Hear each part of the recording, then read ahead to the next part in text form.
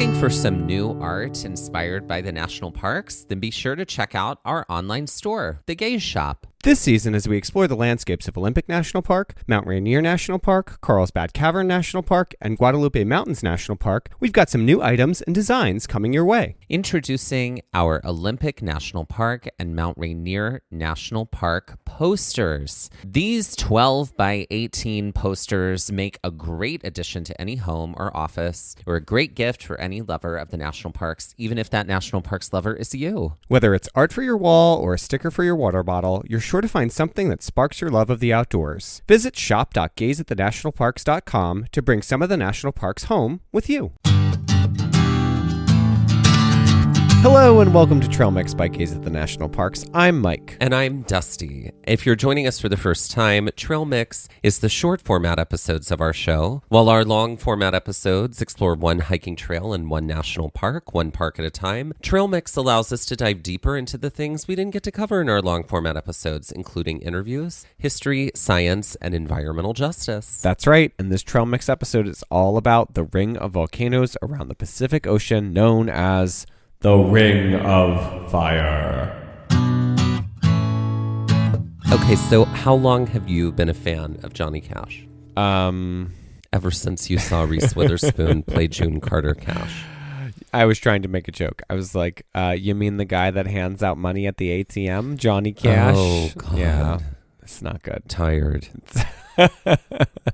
Delirious. I am delirious. The Ring of Fire, obviously not referring to the Johnny Cash song, but referring to the ring of volcanoes and mountains around the Pacific Ocean. How many of these do you think you can name right now? I'm going to say 5. Let's go. Okay. Mount Rainier. Uh-huh. Mount Adams. Keep going. Mount St. Helens. Okay. The Three Sisters. Okay. I think Mount Shasta.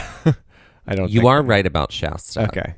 All right. Okay, moving on. Tell us a little bit more, Mike. The Ring of Fire refers to not an actual circular shape, but more like a horseshoe shape of volcanoes, many of which are underwater, and earthquake sites along the rim of the Pacific Ocean. For some global context around earthquakes and volcanoes, 90% of all earthquakes on Earth have occurred along the Ring of Fire, and the ring contains about 75% of all the Earth's active volcanoes. The Ring of Fire horseshoe stretches about 25,000 miles. That's about 40,000 kilometers. It stretches from New Zealand up through Japan, over into North America, and down into South America. I want you to take a guess right now. How many volcanoes do you think this entire group contains? 500. Close. It is 452. Oh, okay. That's right. Mm-hmm. And the Ring of Fire is here to show us that most of the Earth's active volcanoes are underwater, below the surface, just like Mike's emotions.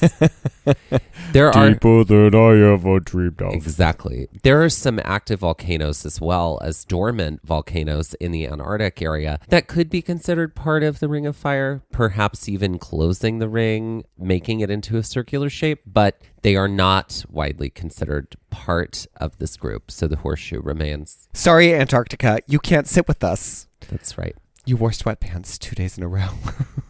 Those rules aren't even real. They were real that day I wore a vest. Well, that vest was disgusting. Let's talk about Mount Rainier and the volcanoes of the Cascades. When we hiked Mount Rainier, we were very lucky in that we had a 3-peak day, or was it a 4-peak day? Because we were able to, while hiking, see Mount St. Helens and Mount Hood. All of these mountains... Did we also see Mount Adams? We did. Okay, great. And Mount Adams. All of these mountains are also volcanoes that are part of the Ring of Fire, and they are all still considered active, and they've been active for over 12 million years. All of these volcanoes right here active, especially these 3. Rainier, Mount St. Helens, and Hood. Definitely active.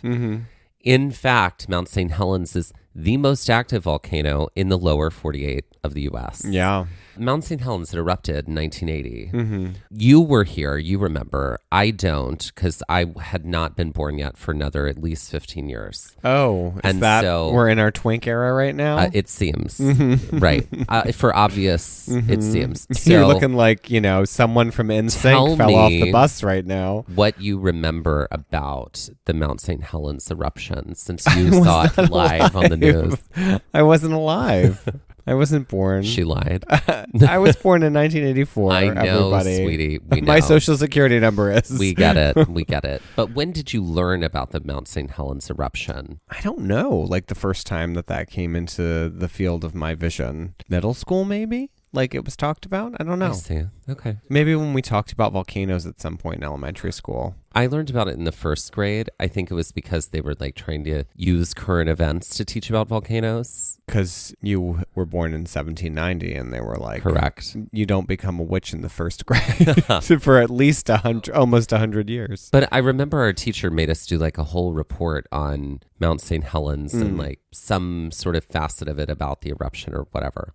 I found it to be interesting and I never forgot about it. Yeah. Let's talk about the last time all of these erupted. Mount St. Helens technically erupted between 2004 and 2008. However, the most significant and recent eruption was that big one in 1980. The last time Mount Hood erupted was in 1781 with some smaller volcanic activity in 1793. So that was right in the heart of the American Revolutionary War. And the last time Mount Rainier erupted was 1450, right in the heart of the European Renaissance. And Mike was there for all of them. True. Yeah. So what is important to note is that all of them are currently capable of future eruptions, and all have the potential to be enormous, deadly eruptions. Mount Rainier is considered a stratovolcano, which means that it has ash layers and lava flows. Given the time since its last eruption, Mount Rainier, if it were ever to erupt, would be catastrophic. A lot of people live and work in the area around Mount Rainier, as well as Mount Hood and Mount St. Helens, and it would be a deadly emergency situation. Specifically with Mount Rainier, the danger comes from the glacial systems it contains. Mount Rainier contains the single largest glacial system in the contiguous United States. Therefore, lava flow would cause enormous glacial melt and mudslides for miles,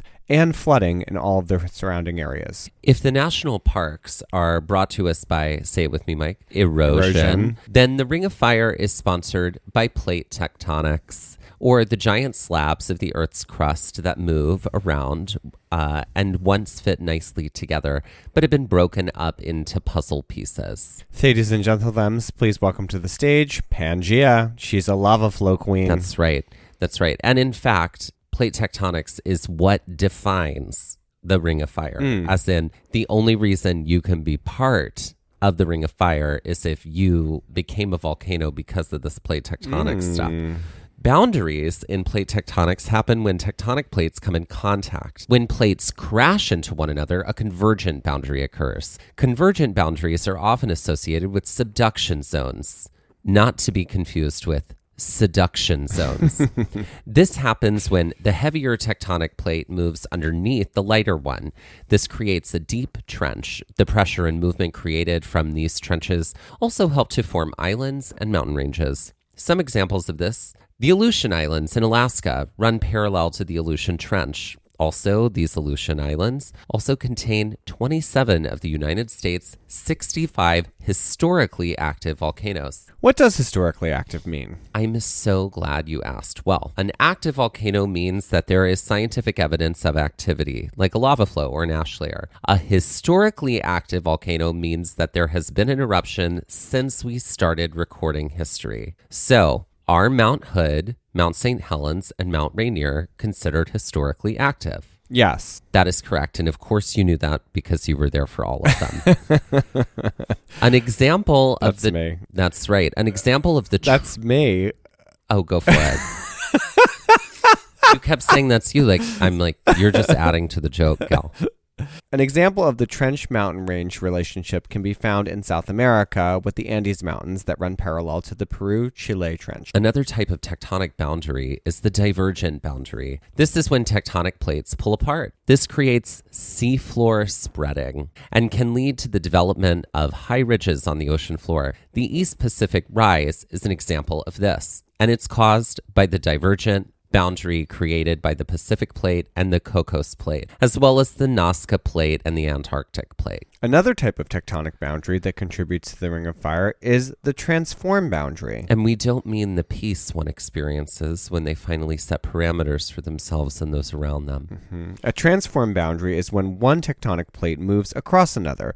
This creates fault lines. A major line along the Ring of Fire is the San Andreas Fault that runs along the west coast of North America and remains one of the most active fault lines that has been the cause of many of the earthquakes in California on the American west coast. And finally, the Ring of Fire has some hotspots, which are simply defined as places in the Earth's mantle where heat rises. This causes magma to rise, push through the Earth's crust, and form volcanoes. Since hotspots are unrelated to tectonic plates or movement, volcanoes that were created from hotspot activity are not considered part of the Ring of Fire, even though there are some hotspot volcanoes along the Ring of Fire.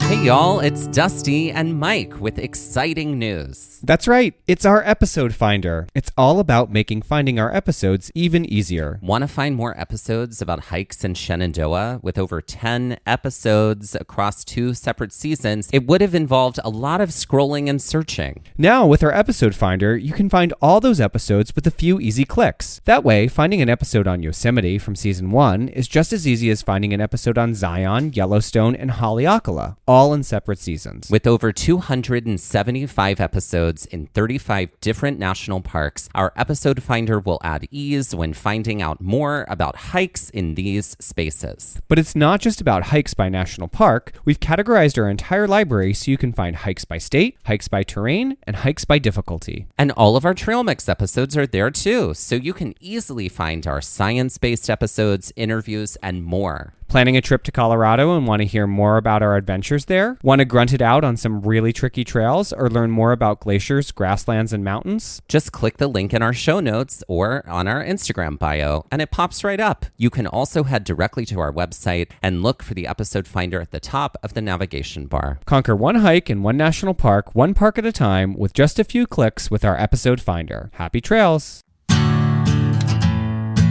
Finally, let's talk about some of the most active volcanoes on the Ring of Fire. While there are 452 total volcanoes along the Ring of Fire, only 340 of them are considered active. One of the more active volcanoes in the ring is Mount Ruapehu in New Zealand. It has minor eruptions almost every year and a major eruption once every 50 years. There's also Mount Fuji, Japan's most iconic and tallest mountain. It erupted last in 1707. Mike was there for that one too.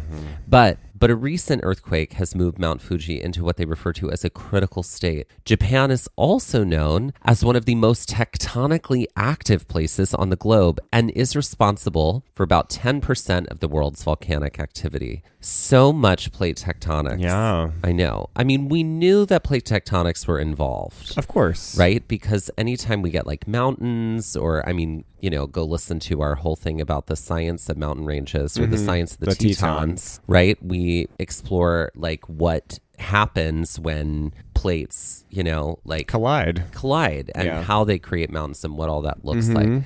But all of these were formed by these plate tectonics. So what can the Ring of Fire teach us, particularly about climate change? First thing to know is that volcanic eruptions, while they often explode with lava, actually contribute to global cooling due to the release of sulfur dioxide. This creates a layer of reflective aerosols in the atmosphere which blocks sunlight and contributes to short-term cooling of the Earth. An example of this was in 1816 with the eruption of Mount Tambora. This year is called the Year Without a Summer because of the cooling created in the northern hemisphere of the Earth due to the volcanic eruption. Volcanoes also release carbon dioxide and greenhouse gases into the atmosphere. The release of these gases pales in comparison to, say, the burning of fossil fuels, so scientists are able to use the volcanic emissions as a baseline to compare them to human-made greenhouse emissions. Studying the volcanic activity of the Ring of Fire also helps scientists to understand patterns of ocean temperatures connected to rain and hurricanes, as well as the global carbon cycle. But perhaps the most valuable insight comes from being able to sort out the difference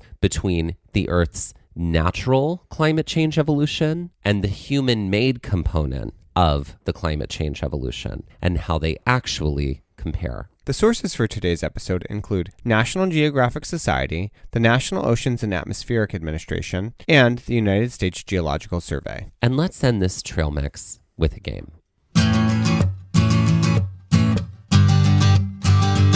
All right, Mike, are you ready for the game? Mm-hmm. You don't need to do anything except listen closely. We're playing, is it a volcano in the Ring of Fire, or is it an outdoor brand? Great. Okay, are you ready? Yes. Here we go. I think I have about 13 or 14 of these. Damn.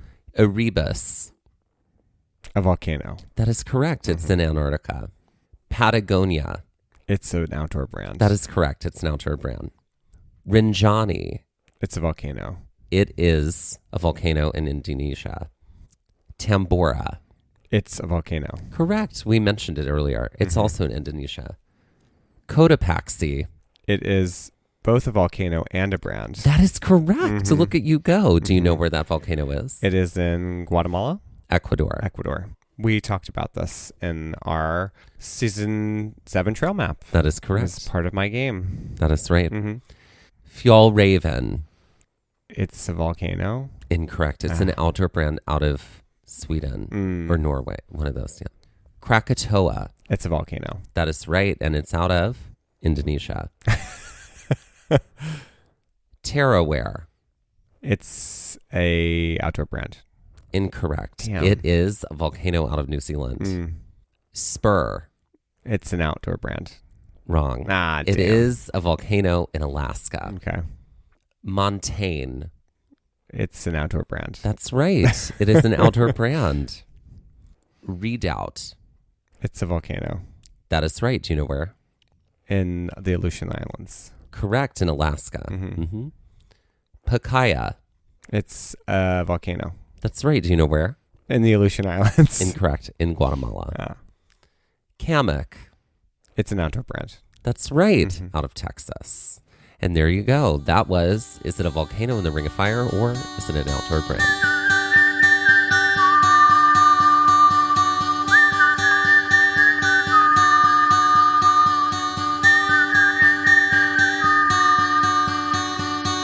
Looking for more episodes like the one you just heard? Then be sure to check out our episode finder for episodes by park, state, hiking difficulty, and terrain, as well as all of our Trail Mix episodes in one helpful place. Click the link in the show notes of this episode, our Instagram bio, or visit our website to make your listening experience even easier. This has been Gaze at the National Parks, the podcast, and we're here to remind you to hike early and hike often, and that adventure is always out there. Gaze at the National Parks was created, produced, edited, and hosted by us, Dustin Ballard and Michael Ryan. To see images from this episode, follow our Instagram at Gaze at the National Parks. To contact us, email us at gazeatthenationalparks@gmail.com. And to find out more about the parks visited on this show, visit our website, gazeatthenationalparks.com. That's Gaze, G-A-Z-E. All original artwork featured on Instagram and on our website is by me, Michael Ryan. All original music was written and performed by Dave Seaman and Mariella Klinger, with Sean Sklios on guitar. Our music producer is Skylar Fortgang. We would also like to acknowledge that while recording this episode, that we were on the traditional and stolen lands of the Lenape people, also known as New Jersey.